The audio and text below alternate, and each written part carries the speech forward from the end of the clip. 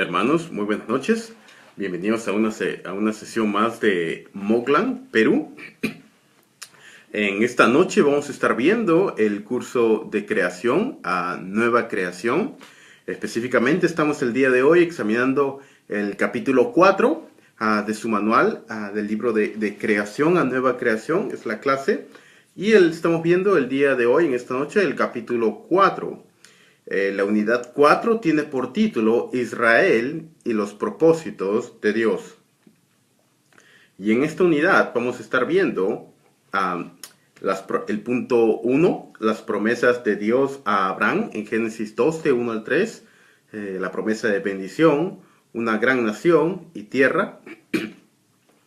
Vamos a estar viendo también redención para Israel de Éxodo a Números, que significa redención, encuentro con Dios en el monte Sinaí, la ley, el viaje a la tierra prometida y la rebelión del pueblo de Israel.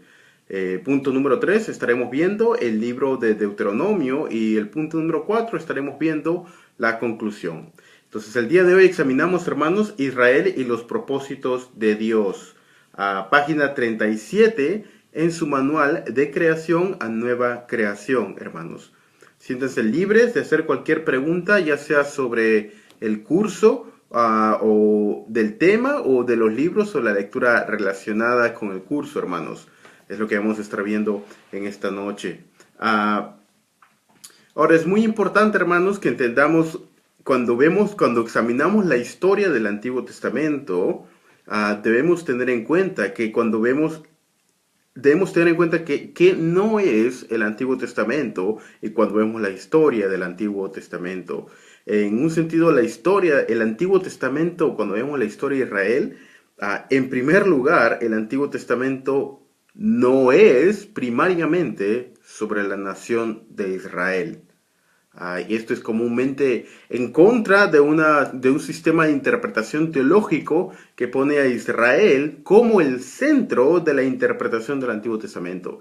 Entonces, en primer lugar, el Antiguo Testamento no es primariamente sobre la nación de Israel. En segundo lugar, el Antiguo Testamento no es historia per se.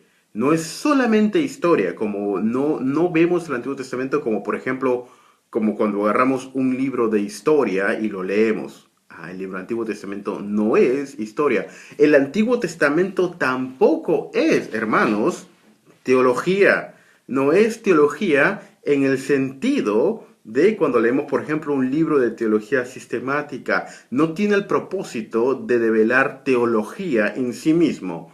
Por eso debemos cuidarnos al momento de leer el Antiguo Testamento de no sacar un verso fuera de contexto sin tomar en cuenta cuál es su lugar dentro de la historia de la redención. Entonces, habiendo dicho que el Antiguo Testamento no es sobre Israel, no es simplemente historia y no es simplemente teología, entonces, ¿qué es el Antiguo Testamento cuando estudiamos a Israel? Bueno, el Antiguo Testamento es, en primer lugar y antes que todo, historia teológica. Historia teológica. ¿Y a qué me refiero cuando digo historia teológica? Bueno, es historia, ¿cierto? Es 100% verdad que es historia, pero es una historia que tiene el propósito de enseñarme verdades teológicas inscritas en la historia de la nación de Israel. Pero se dan cuenta la diferencia de lo que he dicho. No es solamente historia, no es solamente teología, y no es primariamente acerca de la historia de Israel. Entonces no es Israel lo que está al centro, sino es más bien lo que Dios quiere comunicar a través de sus actos en la historia de la nación de Israel. Es decir, Dios actúa ejecutando algo, luego Él declara la interpretación de sus actos y cómo estos actos forman la nación de Israel. Y esto es algo que vamos a tener en cuenta desde este momento en adelante, cuando vamos a ver a partir de Génesis capítulo 12 en adelante, lo que comúnmente se conoce en la historia de la redención como el comienzo de la nación de Israel, a partir de Génesis 12 en adelante. Pero debemos tener en cuenta estas presuposiciones al momento de estudiar lo que se nos viene desde este punto en adelante sobre el Antiguo Testamento, hermanos. Espero que estos puntos estén claros. Si hay alguna duda, hermanos, sobre lo que acabo de mencionar y las presuposiciones hermenéuticas, Por favor, háganlas. ¿Cuál sería la consecuencia de fallar en una de estas? ¿Cuál sería la consecuencia, por ejemplo, de tener a Israel como el centro de mi interpretación? Bueno, si tengo Israel como el centro de mi interpretación, entonces primariamente yo voy a tratar de interpretarlo todo a través del filtro de la historia de la nación de Israel. Si yo tengo, por ejemplo, si fallo en la presuposición de que, o decir de que solamente el Antiguo Testamento es puramente historia, entonces la manera como yo voy a ver el Antiguo Testamento va a ser similar a como lo haría un teólogo liberal. Simplemente es la respuesta del hombre hacia Dios, si solamente lo considero como pura historia. ¿Y qué pasaría si solamente lo considero como pura teología, sin tener en cuenta que es, que es historia teológica? Si lo considero simplemente como pura teología, bueno, entonces voy a espiritualizar o alegorizar las verdades del Antiguo Testamento, enseñando simplemente verdades de teología sistemática que realmente no están en muchos de los textos que decimos argumentar, hermanos. Y habiendo dicho esto, entonces vamos a la página 38 de su material. Punto número 1, las promesas de Dios a Abraham. Génesis 12, 1 al 3. Las promesas de Dios a Abraham. Vamos a leer esto. Génesis 12, 1 al 3. Estoy leyendo, hermanos, Nueva Biblia Latinoamericana de hoy. Es la versión que comúnmente uso. Dice Génesis 12. Y el Señor dijo a Abraham, vete de tu tierra, de entre tus parientes y de la casa de tu padre, a la tierra que yo te mostraré. Haré de ti una nación grande y te bendeciré. Engrandeceré tu nombre y serás bendición. Bendeciré a los que te bendigan y al que te maldiga maldeciré. En ti serán benditas todas las familias de la tierra. En ti serán benditas todas las familias de la tierra. Acá hay un punto importante, hermanos, porque este punto marca el inicio de el retroceso de los efectos del pecado en la historia de la humanidad. Cuando Dios crea la humanidad en el jardín del Edén, Dios crea una humanidad perfecta. Al entrar el pecado en Génesis capítulo 3, el pecado significó el retroceso en los propósitos de la creación de Dios. Dios dijo al ser humano, fructificad y multiplicad. En lugar de fructificar, multiplicarse y esparcirse, ¿qué es lo que hicieron? Bueno, asesinarse los unos a los otros. Como consecuencia vino el diluvio. Dios les dijo, vayan y espárcense las naciones. En lugar de eso, se concentraron en Babel. Y Dios tuvo que venir y descender y confundir las lenguas, esparciéndolos hacia todas las naciones, como era el mandamiento de Dios en el obrar a través de las lenguas, o la confusión de lenguas, en Génesis capítulo 11 en la Torre de Babel. Y por cierto, esto se relaciona directamente con el milagro de lenguas que vemos luego en Hechos capítulo 2 en el nuevo pacto. Entonces vemos que Génesis capítulo 3, cuando entra el pecado significa una ruptura, una disyunción en los propósitos de Dios originales de la creación, que revierte el propósito de Dios original, bueno para su creación. Podríamos decir que en un sentido, la historia propiamente de la redención, si hablamos de Dios redimiendo a su pueblo, comienza en Génesis capítulo 12. Es en Génesis capítulo 12 donde Dios comienza a actuar activamente a través de una persona para redimir a su pueblo, para redimir a la humanidad. Ahora, dense cuenta de algo, hermanos. Vean por favor lo que dice al final del verso 1. Génesis 12:1. Dice, y a la casa de tu padre, a la tierra que yo te mostraré. A la tierra que yo te mostraré. Es importante, hermanos, porque está mencionando la tierra que yo... ¿Cuál es esa tierra que Dios iba a mostrar a Abraham? La tierra prometida. ¿Cuál era esta tierra prometida? La cual Abraham estaba buscando. ¿El cielo? ¿La ciudad celestial? ¿Canaán era la tierra prometida? ¿Cuál era esta tierra prometida a la cual Dios le dice a Abraham, vete de tu tierra y de tu parentela a la tierra que yo te mostraré? ¿Cuál es el significado teológico de la tierra en el Antiguo Testamento? Bueno, cuando hablamos de la tierra en el Antiguo Testamento, usualmente es usado como una tipología para el jardín del Edén. Cuando se habla, ahora esto no estoy hablando del cosmos o del mundo como tal, pero la tierra o la buena tierra es usada de manera tipológica del jardín del Edén, de tal manera que cuando los israelitas cruzan el río Jordán para poseer la buena tierra, la tierra de Canaán, la tierra de Canaán en un sentido resembla esa creación original del jardín del Edén. Ahora, ¿por qué la buena tierra está asociada al jardín del Edén, a la creación original de Dios? ¿Es acaso que había algo especial en el jardín del Edén? Bueno, lo que hacía especial al jardín del Edén era que la presencia de Dios habitaba en esta tierra de la misma manera que la presencia de Dios habitaría luego en la tierra de Canaán a través del tabernáculo y el templo. Y es por eso que Abraham sale a buscar esta tierra y esta tierra representante de la presencia de Dios, hermanos. Y en un sentido estamos hablando de la Jerusalén celestial. El cielo es últimamente lo que representa la buena tierra. Pero bueno, observemos 3 puntos que hace mención en su material, hermanos. 1.1, 1.2 y 1.3. El 1.1, página 38, dice bendición.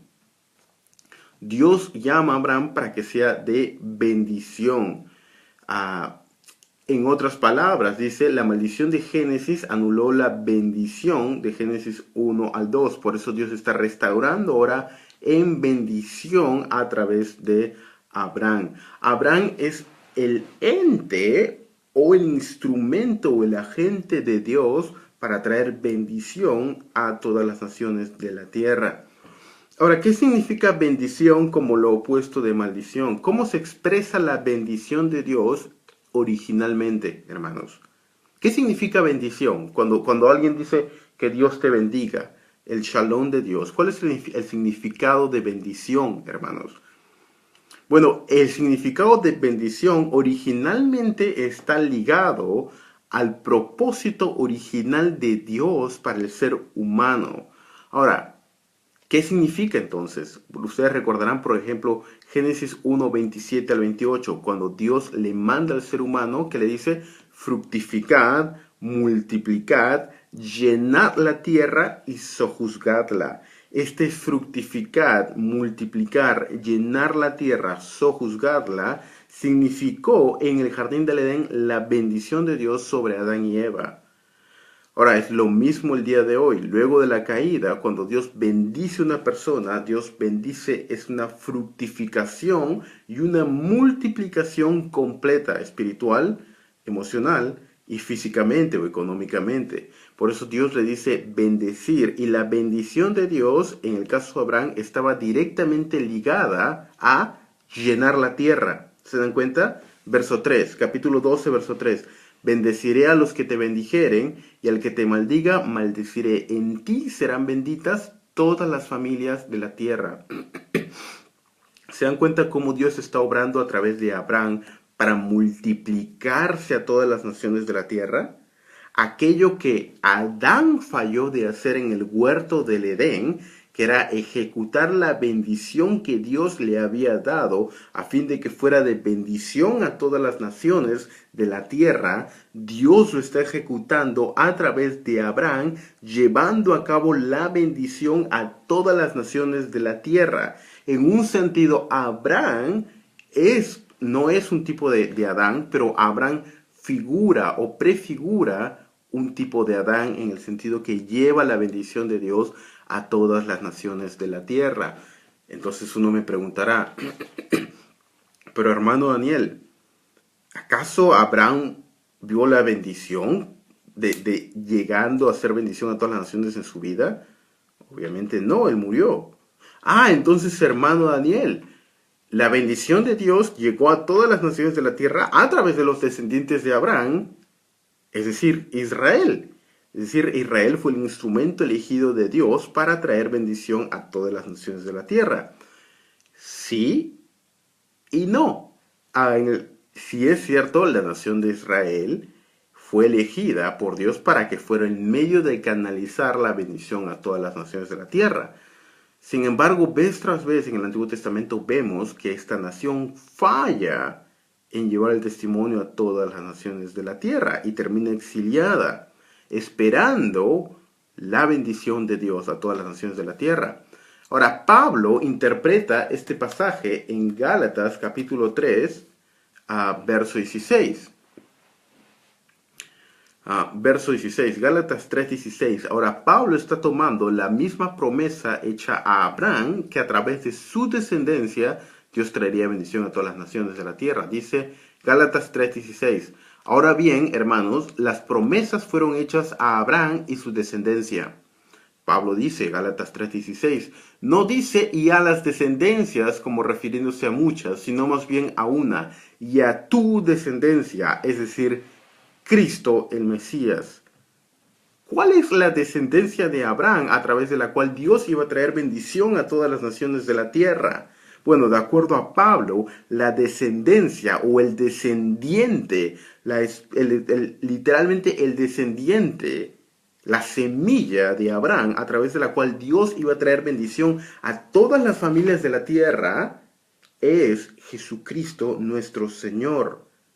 Aquella promesa de haré de ti una nación grande y te bendeciré y serás de bendición a todas las familias o etnias o idiomas de la tierra es ejecutada a través de Cristo Jesús, llegando y siendo bendición a todas las naciones de la tierra. Ahora, este es un tema que hace eco y comienza en Génesis 12. Y se dan cuenta, hermanos, como Génesis 12 es muy parecido a Génesis 1, 26 y 27 y 28, cuando Dios les dice a Adán y Eva, fructificad y multiplicad, llenad la tierra y sojuzgadla. ¿Se dan cuenta? Llenad la tierra, sed de bendición a toda la tierra. Este es el mandamiento que Dios le da a Adán y Eva, pero luego la caída o el pecado interrumpe el cumplimiento del propósito original de Dios, el cual siempre fue a través de una pareja, un hombre y una mujer, ser de bendición a todas las naciones de la tierra a través de su descendencia. Luego vemos que falla en Abraham y últimamente es ejecutado en Cristo Jesús. Cristo, el esposo, y la iglesia, la esposa de Cristo Jesús, siendo bendición a todas las naciones de la tierra. ¿Es el pueblo, la nación étnica de Israel en la actualidad quien es de bendición a todas las naciones de la tierra? No, es la iglesia quien es de bendición a todas las naciones de la tierra. Por eso que dice Cristo en Mateo 28. Ustedes probablemente recuerdan la gran comisión, ¿verdad? Mateo 28, 18, Jesús se acercó y les dijo, toda autoridad me ha sido dada en el cielo y en la tierra. Por esto, vayan pues y hagan discípulos de todas las naciones de la tierra, bautizándolos en el nombre del Padre, del Hijo y del Espíritu Santo, enseñándoles a guardar todo lo que yo les he mandado. Y he aquí, yo estoy con ustedes todos los días hasta el fin del mundo. ¿Se dan cuenta? Es ahora Cristo Jesús y Cristo dice, yo estoy con ustedes. Yo estoy habitando la tierra con ustedes. Mi presencia está con ustedes todos los días hasta el fin de esta era, por siempre, hermanos. Entonces se dan cuenta cómo este tema que está en Génesis capítulo 1, este mismo tema de bendición y expansión a todas las naciones de la tierra, luego se encuentra en Génesis capítulo 12, luego también se encuentra en el libro de Deuteronomio, Levítico, Números, cuando Dios le dice a la nación de Israel que vayan y sean de bendición a todas las naciones de la tierra, se encuentra en los Salmos, luego se encuentra en Mateo, y por último, hermanos, este mismo tema corre a través de todas las escrituras hasta que encuentra su gran cumplimiento en la iglesia al ser de bendición a todas las naciones de la tierra en el libro de Apocalipsis. Y quiero que vayan por favor al libro de Apocalipsis capítulo 7, hermanos, para que vean cómo esto se está extendiendo, esto que comienza en Génesis y sigue por Abraham y sigue extendiéndose por los profetas, poetas, etcétera, del Antiguo Testamento, a través de la profecía, a través de los evangelios, a través de Hechos, a través de Pablo en Gálatas, a través de casi cada libro del Antiguo y Nuevo Testamento, tiene su culminación en Apocalipsis capítulo 7, verso 9. Fíjense, hermanos, la bendición o la promesa, lo que Dios le había mandado hacer a Adán y Eva, etcétera. Fíjense en Apocalipsis 7:9. Dice, después de esto, y esta es una visión de la Jerusalén celestial, de los redimidos, dice, después de esto miré y vi una gran multitud que nadie podía contar, de todas las naciones, tribus, pueblos y lenguas. Una gran multitud que nadie podía contar. ¿De dónde? De todas. Fíjese, Apocalipsis 7:9. De todas las naciones, tribus, pueblos y lenguas, de pie delante del trono y delante del Cordero, vestidos con vestiduras blancas y con palmas en las manos, clamaban a gran voz, la salvación pertenece a nuestro Dios que está sentado en el trono y al Cordero. Todos los ángeles estaban alrededor del trono y alrededor de los ancianos y de los 4 seres vivientes. Esos cayeron sobre sus rostros delante del trono y adoraron diciendo, amén. La bendición, la gloria, la sabiduría, la acción de gracias, el honor, el poder y la fortaleza sean a nuestro Dios por los siglos de los siglos. Amén. Hermanos, ¿y quiénes son estos? Los que han emblanquecido sus vestiduras con la sangre del Cordero. Hermanos, esa es una promesa de la bendición de Dios llegando a todas las naciones de la tierra en Cristo Jesús a través de la gran comisión dada a su iglesia, es decir, a nosotros. Ese es el punto culminante de la gran comisión que comienza en Génesis 1:26 y 27 al 28. La gran comisión no comienza en Mateo 28. Esa es la republicación de la gran comisión para la era del nuevo pacto, hermanos. Y eso es importante entender. Si tienen alguna pregunta, no solamente háganla, hermanos. Estamos viendo hoy día algunas verdades teológicas concernientes a la nación de Israel y Abraham. Vamos a seguir viendo, hermanos. Ya hemos visto una gran nación. Página 39, la tierra. Dice la página 39 de su material. La tierra era el lugar en el cual la humanidad viviría con la bendición de Dios. De acuerdo a Génesis 1:28, la armoniosa relación entre el hombre y su medio ambiente se ve en Génesis 2:15 al 16. La maldición expresada en Génesis 3 involucró el rompimiento de esa armonía. Seguimos ahora en página 40. Dice, por tanto, en el tercer párrafo, por tanto vimos que las palabras dichas a Abraham en Génesis 12, 1 al 3, que es lo que acabamos de leer, en realidad son su promesa de anular la maldición que había caído sobre la humanidad y de establecer los propósitos de Dios para la humanidad, los cuales fueron dados en Génesis 1 y 2. Es lo que menciona su material. Es decir, Génesis 1, Dios, el propósito original de Dios para la humanidad. Génesis 3, la caída, el pecado interrumpiendo, el diluvio, una nueva recreación de Dios y la dispersión obligatoria de Dios a todas las naciones de la tierra en Babel, y luego Dios actuando nuevamente a través de un hombre, es decir, Abraham, el cual representaba, en un sentido, era un tipo de Adán. Eduardo pregunta, hermano, tengo entendido de que hay quienes no comparten que la iglesia es Israel. ¿Podría darnos los principales argumentos en los que se basan para decir eso y por qué creen que no es así? Hermano, yo no creo que la iglesia es Israel. Yo no creo que la iglesia es Israel. No creo que es un equivalente Israel y la iglesia. No creo que tampoco ningún teólogo del pacto como tal afirmaría que la iglesia es el equivalente de Israel. Si aquí estuviera Herman Whitsus o John Owen o Francis Turretin y usted le pregunta, ¿es la iglesia Israel? Ellos le dirían, no, la iglesia no es Israel. Eso es una acusación falsa y es una, ¿cómo se diría? Es una super simplificación de lo que la teología del pacto u otros teólogos enseñan. La relación que yo creo entre Israel y la iglesia es esto, hermanos. En el Antiguo Testamento había un Israel étnico y un Israel espiritual. El Israel étnico era la nación de Israel, es decir, los descendientes físicos de Abraham, aquellos que habían descendido de Abraham físicamente a través de genética, básicamente. Y esos eran los descendientes de Abraham. Esto es el Israel físico, lo que se conoce en el Antiguo Testamento. Ahora, no todos los que estaban en el Israel físico eran los que eran los guardadores del pacto, sino aquellos que estaban dentro de la promesa de Dios, que era el Israel espiritual.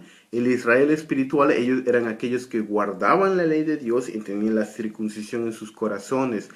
Ahora, debe tenerse en cuenta algo. Si alguien me pregunta, ¿fue la nación de Israel salva en el Antiguo Testamento? Sí y no, hermanos. No era por ser físico, haber nacido en la nación de Israel, sino por ser consagrado a Dios espiritualmente, hermanos. Sería el equivalente el día de hoy en la iglesia.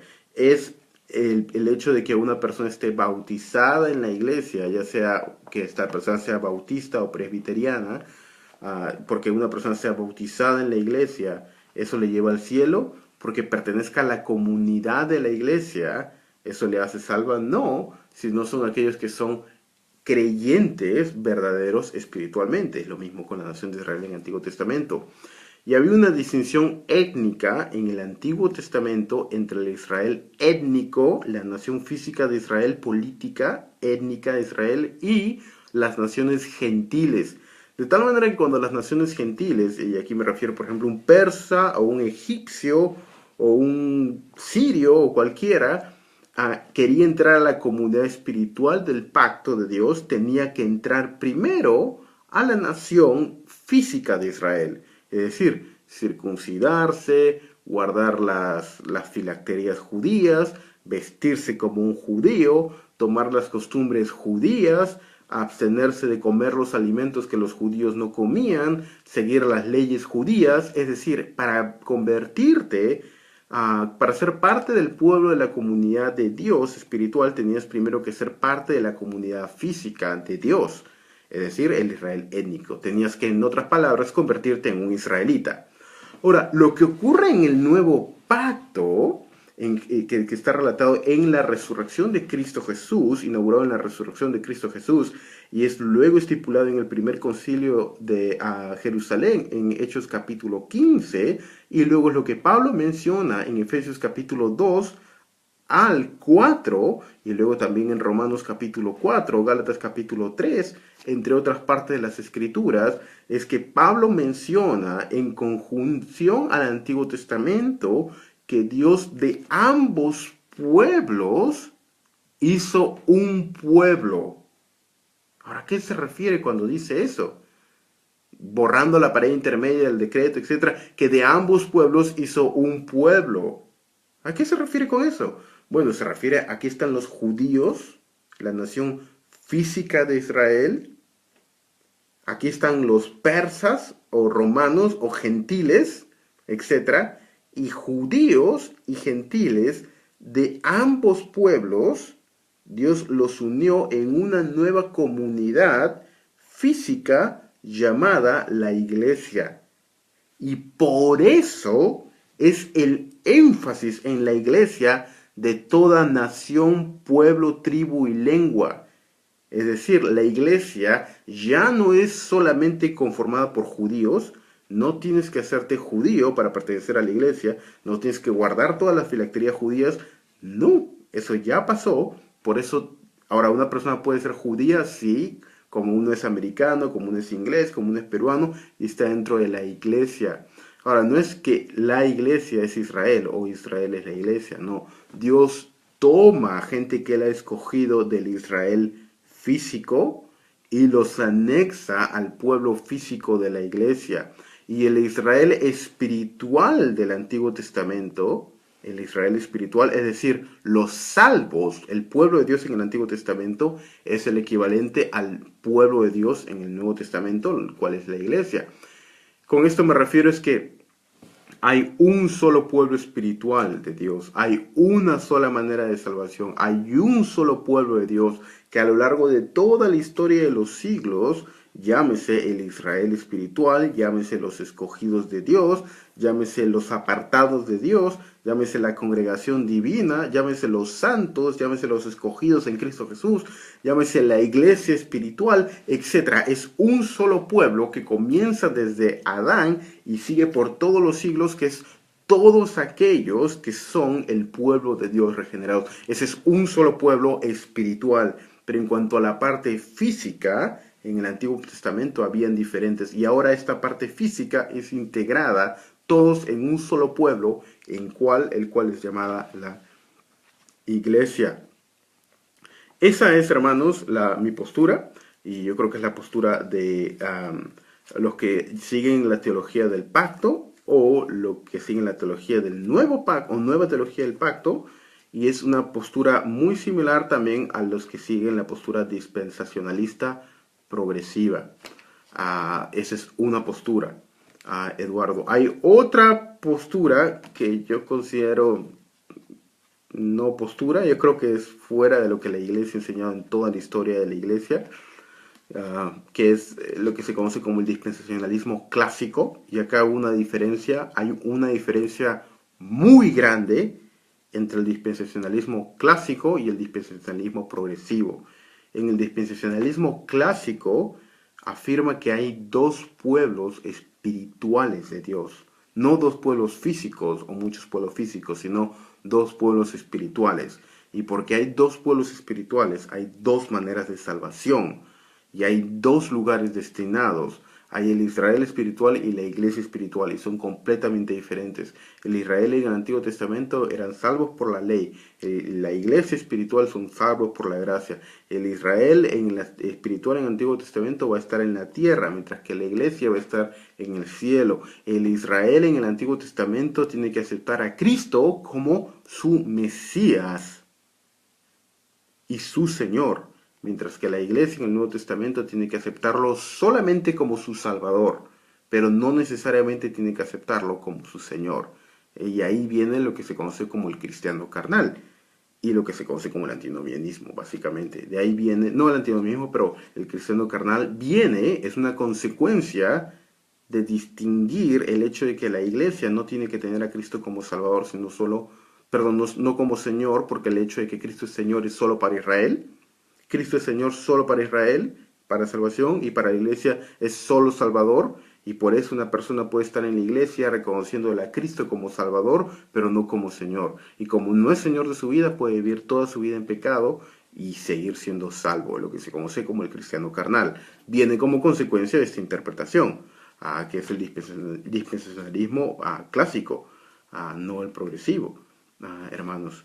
Pero y eso viene de la distinción entre Israel y la iglesia, y una bifurcación de los atributos de Cristo Jesús y sus oficios como Mesías, Salvador y Señor.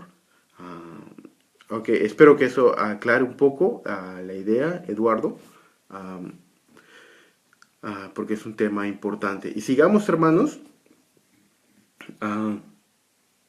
Ya terminamos con página 40. Sigamos con página 41, hermanos. Unidad 4, página 41. Punto 2. La redención de Dios para Israel. De Éxodo a Números. Y fíjense, hermanos, dice el resumen del libro de Éxodo en la página 40. Fíjense, por favor, en su material, resumen del libro de Éxodo en la página 40. Dice, Israel esclavizado en Egipto, Israel redimido en Egipto, capítulos 1 al 11, Israel unido al Señor por un pacto, Israel vuelve a ser llamado para servir a Dios. ¿Se dan cuenta de esos? Israel esclavizado en Egipto, Israel redimido de Egipto, Israel unido al Señor por un pacto, Israel vuelve a ser llamado para servir a Dios. En cierto sentido, dense cuenta, la historia de la nación de Israel en el desierto paraleliza o es un paralelo a la historia de nuestro Señor Jesucristo en el Nuevo Testamento. ¿Se dan cuenta? Israel sale de Egipto, Mateo capítulo 2 dice, para que se cumpliese lo dicho, de Israel, de Egipto llamé a mi hijo, lo que dice Mateo, aplicándolo al Señor Jesucristo. Luego Israel, después de salir de Egipto, ¿a dónde va la nación? Va al desierto para ser tentado. ¿No es también lo mismo que ocurre con el Señor Jesucristo? Luego que menciona Mateo, de Egipto llamé a mi hijo, luego dice que Cristo fue bautizado, cruzó el Jordán, como Israel cruza el Mar Rojo y fue al desierto. Ahora Cristo va al desierto a ser tentado.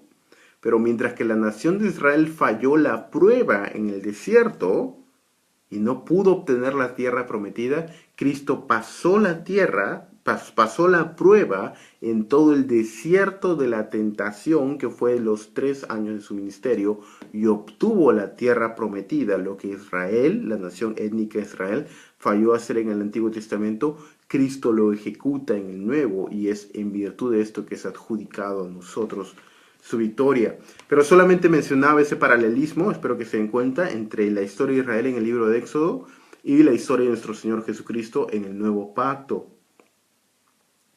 Dice, la tierra de Egipto se ha transformado en un lugar de esclavitud y sufrimiento.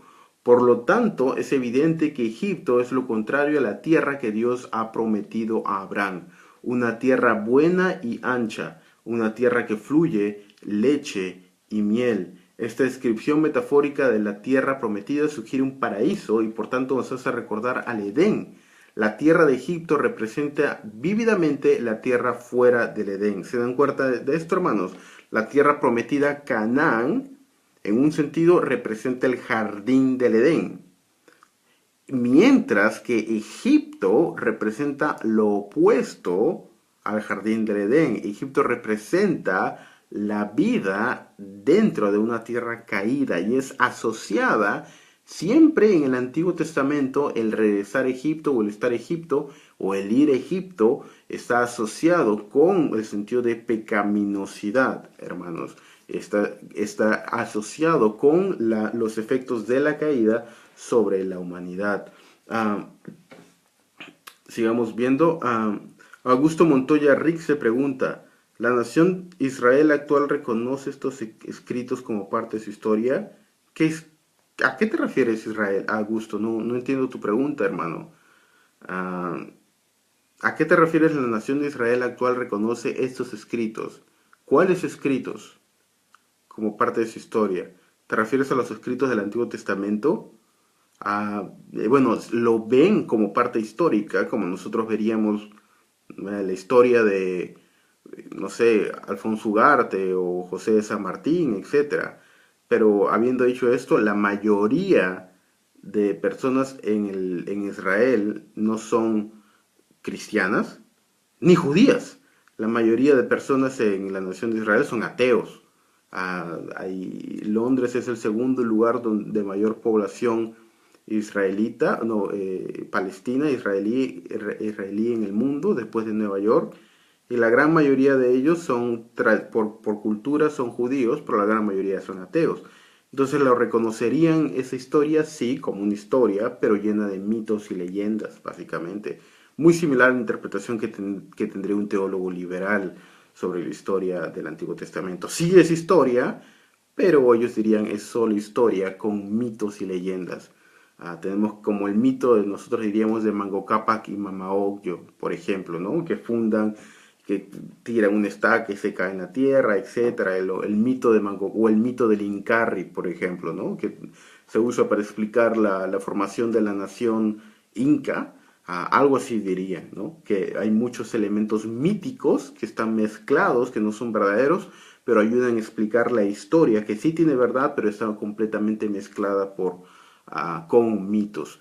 Y esa sería la explicación tradicional, ¿no? Que tendrían en la mayoría de judíos, ¿no? Los judíos ortodoxos son una minoría en la nación de Israel. La mayoría son ateos. Pero el primer punto que ya mencioné, la tierra de Egipto. Punto 2, redención. Éxodo 6, 2 al 8. Éxodo 6, 2 al 8. Y quiero leer esto, Éxodo 6, 2. Hermanos, Dios continuó hablando a Moisés y le dijo, yo soy el Señor.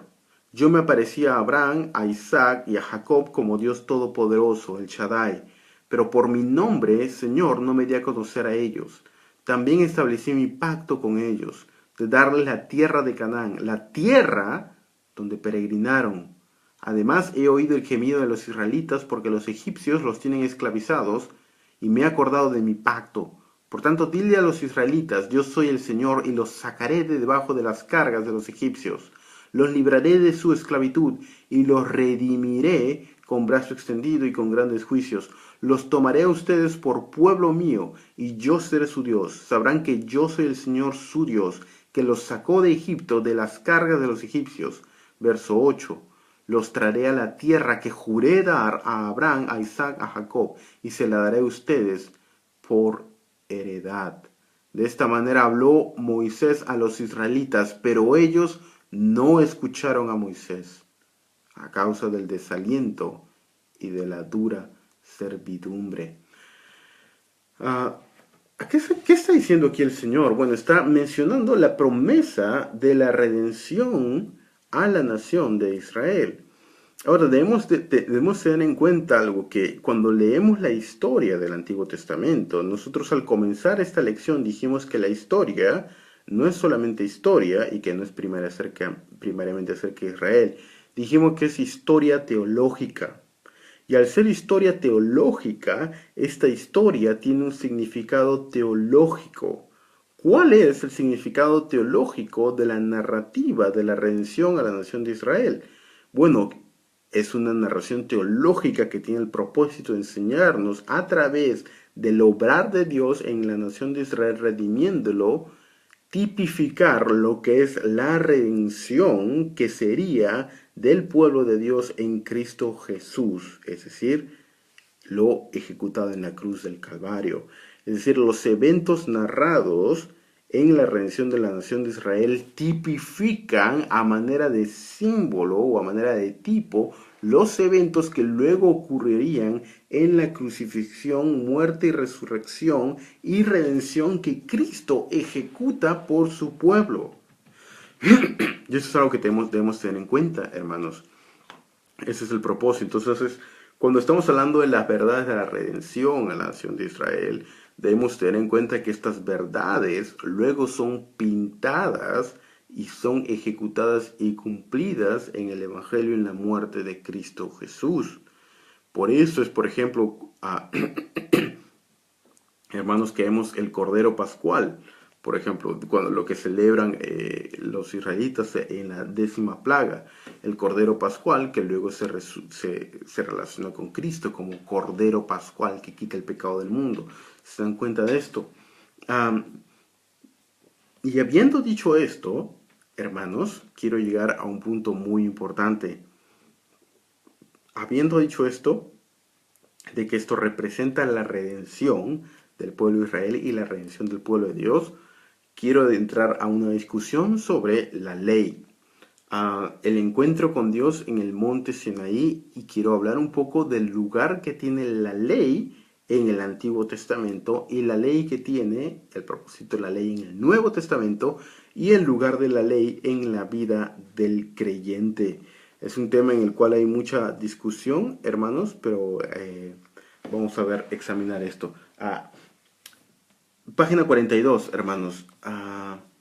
Página 42 dice: encuentro con Dios en el monte Sinaí. Con estas palabras se afirma tanto la relación especial de Israel con Dios como el hecho de que los propósitos de Dios se extienden más allá de Israel a toda la tierra, lo cual nos hace recordar la promesa hecha a Abraham en Génesis 12, 2 al 3, y te bendeciré, y en ti serán benditas todas las naciones de la tierra. Es decir, los propósitos de Dios se extienden más allá de Israel a toda la tierra.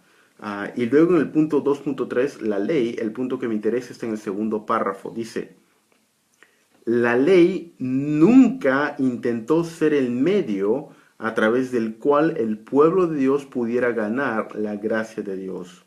Por el contrario, la ley fue entregada como una consecuencia de su redención. Observa cómo se establece claramente en Éxodo 19, 4 al 5 y 22. Por tanto, la ley les explica con claridad a los israelitas cómo deben vivir, ya que Dios los sacó de la casa de esclavitud y los ha llevado hacia Él. Ese es un punto importante, hermanos. La ley en el Antiguo Testamento nunca tuvo el propósito de ser una manera de salvación.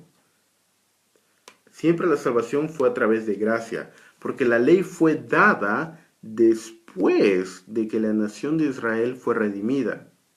La ley no fue dada antes que la nación de Israel fuera redimida a través de que ellos se autorredimieran por guardar la ley, no.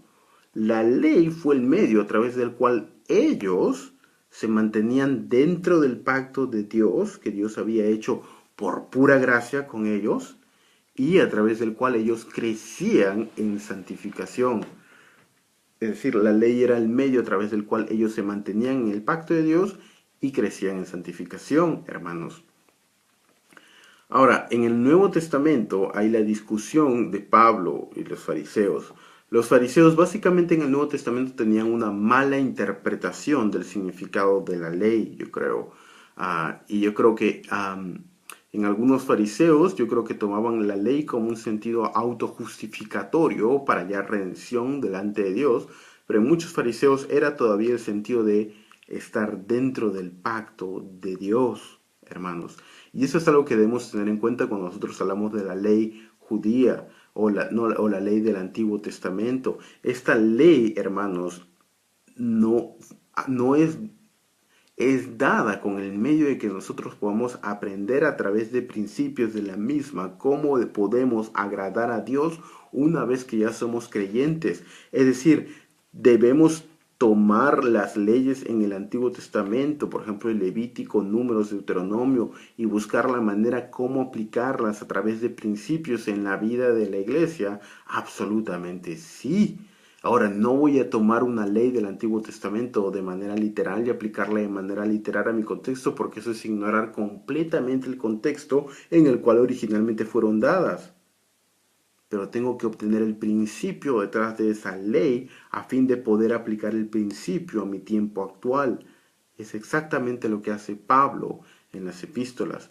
Pablo toma el principio dado de la ley en el Antiguo Testamento y lo aplica a su contexto, por ejemplo en 1 Corintios 8, sobre la discusión de comer o no comer carne. Dice que el Señor es la tierra y su plenitud. Y lo mismo debemos hacer nosotros cuando es la discusión de la ley, hermanos. El viaje a la tierra prometida, 2.4. El viaje desde el monte Sinaí a los campos de Moab es la continuación del viaje anterior hecho desde el Mar Rojo hasta el monte Sinaí, narrado en Éxodo 15:22 y 19:1. La característica principal de este viaje es la conducción de Dios, hermanos. Y luego vemos que el pueblo de Israel se rebela, estamos en página 43, 2.5 rebelión. Dios los redimió cuando aún eran pecadores. Estos primeros libros del Antiguo Testamento, mientras testifican de la fidelidad de Dios a su promesa, de Génesis 2:1 al 3, también hablan elocuentemente de la constante infidelidad del pueblo de Israel hacia Dios.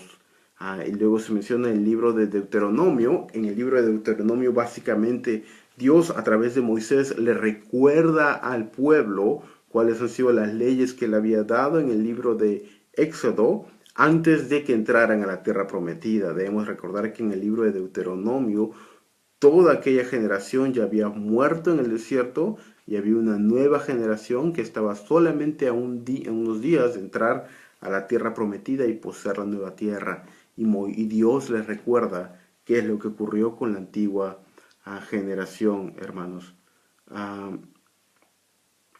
Dios prometió bendecir a los descendientes de Abraham y Dios prometió bendecir a la humanidad a través de los descendientes de Abraham. No sé si habría alguna pregunta, hermanos. Estamos llegando al final de la clase. No sé si habría alguna pregunta que no ha quedado clara el día de hoy, hermanos.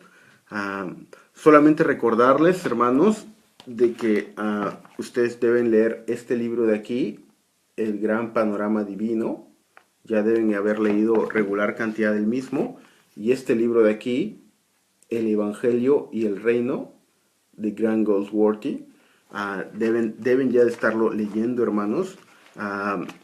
Y deben también estar avanzando con sus tareas, hermanos. Hay varios de ustedes que no han presentado sus tareas todavía. Recuerden que es la cuarta semana, hermanos. Si no presentan, si tienen más de cuatro tareas que no han presentado, no van a pasar el curso, hermanos. Van a jalar el curso. Hay casi la tercera parte de los que lo llevaron la primera vez, les aprobaron el curso. El examen final, muchos lo pasaron, pero también no se confíen porque varios no pasaron el examen final y el ensayo. Entonces, no subestimen el curso, hermanos, hagan preguntas, hagan las lecturas, porque recuerden que nosotros no calificamos los exámenes ni el ensayo, etcétera, lo califica Moore College en Australia, y ellos sí, si no lo hacen bien, lo van a jalar. Entonces, solamente habiendo mencionado eso, hermanos, si no hay ninguna pregunta, vamos a despedirnos el día de hoy.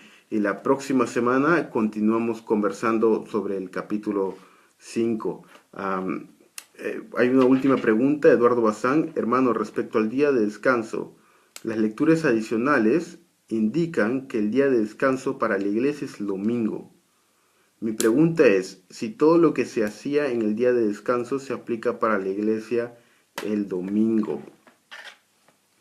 No, yo no creo que yo creo que el día, ese es un tema bien amplio, pero solamente quisiera tocar un aspecto de eso. Fíjate por favor, Eduardo, en Deuteronomio 4, verso 1. Ah, ah, Deuteronomio 4, 1. Y...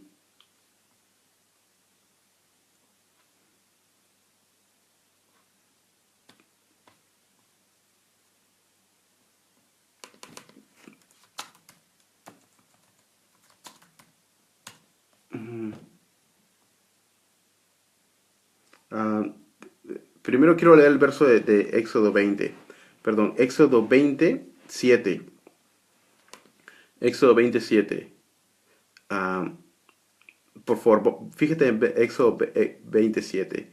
Dice, no tomarás el nombre del Señor tu Dios en vano, porque, Señor, verso 8, perdón. Acuérdate el día de reposo para santificarlo. Dice, 6 días trabajarás y harás toda tu obra, pero el séptimo día es día de reposo para el Señor tu Dios.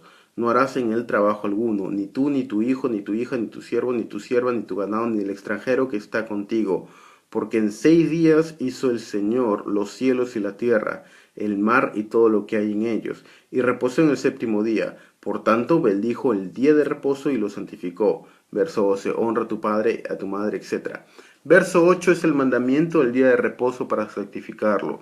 Ahora, Eduardo, ¿cuál es la base cuál es la motivación que Moisés da para guardar el día de reposo en Éxodo capítulo 20?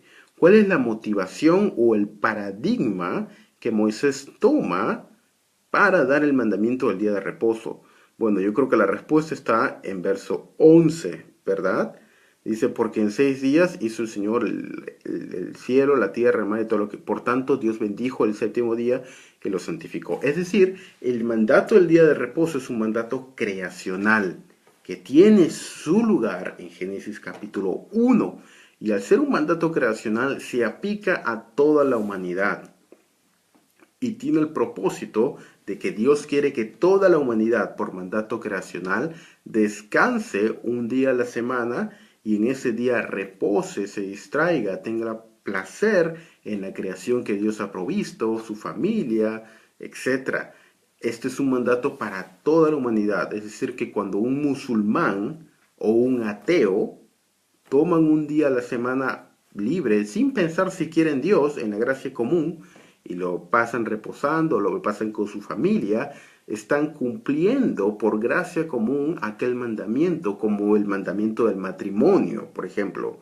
El mandamiento del matrimonio es para toda la humanidad, por gracia común, entre hombre y mujer. No es solamente el mandamiento del matrimonio de hombre y mujer para la iglesia, como algunos quisieran argumentar, sino yo creo que es un mandato creacional para todo el mundo. Por eso es que están haciendo la protesta. que ese es un tema aparte. Pero yo creo que el mandato creacional, y ese es un punto que no sé por qué, la iglesia pasa bastante tiempo protestando sobre el mandato creacional del matrimonio, pero no toman en cuenta el mandato creacional del reposo.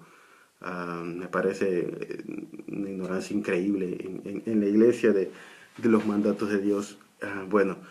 Pero bueno, es un mandato creacional en Éxodo capítulo 20.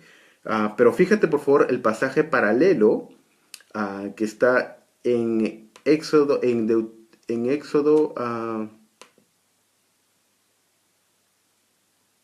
23.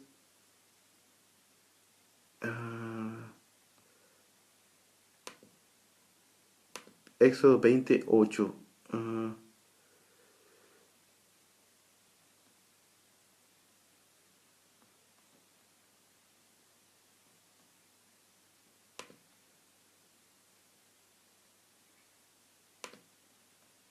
am, el pasaje paralelo está en Éxodo capítulo 31, donde dice: habla pues tú y di a los israelitas, y de cierto guardarán mi día de reposo. Éxodo 31:13. Porque esta es una señal entre yo y ustedes por todas sus generaciones, a fin de que yo, Señor, los santifico.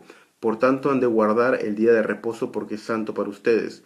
Todo el que profana el día de reposo ciertamente morirá, porque cualquiera que haga alguna obra en él, esa persona será cortada de su pueblo.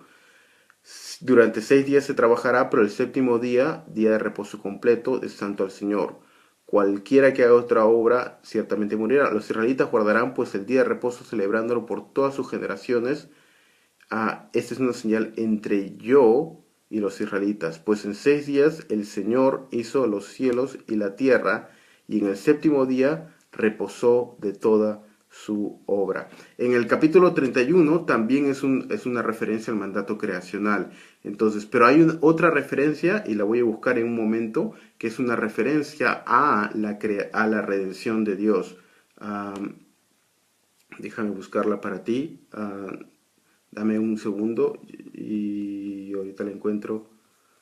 Ya, Deuteronomio 5:12. Deuteronomio 5:12 dice: guardarás el día de reposo para santificarlo, como el Señor tu Dios lo ha mandado. 6 días trabajarás y harás todo tu trabajo, mas el séptimo día es día del reposo para el Señor. No harás en él ningún trabajo en tu hijo, etc. Y si sigues adelante dice: acuérdate que fuiste esclavo, verso 14, en la tierra de Egipto, y que el Señor tu Dios te sacó de allí con mano fuerte y brazo extendido. Por tanto, el Señor tu Dios te ha ordenado que guardes el día de reposo. ¿Cuál es la motivación en Deuteronomio 5:14 al 15 para guardar el día de reposo? La motivación para guardar el día de reposo es redención, la redención que Dios ha hecho, por lo cual la redención es solamente aplicable para la iglesia. Y en este aspecto, por ser la redención solamente aplicable para la iglesia tiene el propósito de reunirse, como le estipula Hebreos capítulo 8, 9 y 10, para celebrar el día del Señor, es decir, recordar los mandamientos del Señor, amonestarse unos a otros, congregarse y todos los eventos que tienen lugar cuando la iglesia se congrega, es decir, predicación de la palabra de Dios, oración, ofrendas, etcétera, etcétera, etcétera. Esto es la aplicación al Nuevo Testamento, cuando la iglesia viene juntas en el día de reposo para edificarse los unos a los otros, hacer obras de caridad para con el mundo y descanso. Es decir, el día de reposo en el Nuevo Pacto tiene dos ramas principales. Una es el día de reposo creacional, que es para toda la humanidad. Toda la humanidad está mandada a distraerse, entretenerse, descansar en el día domingo, descanso. Y al mismo tiempo, para la iglesia es la segunda, y esto es el mandato redencional, que es congregarse todos juntos, tener comunión, todos los creyentes, y hacer obras de caridad, hermanos. Y esto es importante porque las obras de caridad fueron muy importantes en el Antiguo Testamento. Es decir, los creyentes se reúnen para luego salir y hacer obras en el mundo. No estoy muy seguro que la idea de reunirse para ir a hacer evangelismo apoye el Nuevo Testamento. Yo veo, y el Antiguo, yo creo, veo más un reunirse para ir a hacer obras de caridad. Y en esto yo creo que los católicos y otras denominaciones creo que lo entienden muy bien el concepto. Creo que la iglesia evangélica a veces por una influencia espiritualista, misticista, no toma en cuenta el hacer buenas obras que son mandadas tanto en el Antiguo y Nuevo Testamento, y yo creo que pierde su tiempo el día del Señor haciendo a veces cosas que no son propias. Yo creo que a veces es más espiritual descansar el día de reposo que matarse o completamente desgastarse sirviendo al Señor. Yo creo que al día de reposo debemos congregarnos, ayudar, pero es un día para descansar. Si una persona no descansa como debería por estar tan involucrada en la iglesia, hay algo que no es de repente del todo correcto en su teología sobre el día de reposo. Servir a una iglesia no es igual que servir al Señor. Y con esto no digo, no estoy diciendo que no vayamos a la iglesia, no, todo lo contrario, sí. Estoy diciendo que debemos mantener el equilibrio, que realmente el día de reposo es reposar, descansar y congregarnos, son los dos al mismo tiempo. Si un creyente no pasa tiempo con su familia, por estar tiempo con su familia espiritual todo el tiempo, yo creo que no está entendiendo el punto del día de reposo, que es justamente tener tiempo con familia, amigos, y vivir la vida y ser un luz y sal. Yo creo que la iglesia evangélica ha profundamente olvidado el día de reposo y es lo que no se mantiene. O se olvida por completo o se vuelve un legalismo estúpido de no tomar buses y tonterías que he visto escritas por ahí. Que no tienen nada que ver con la Biblia ni las confesiones de fe.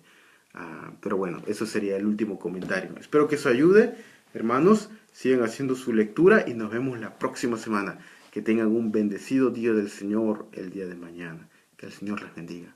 Hasta luego.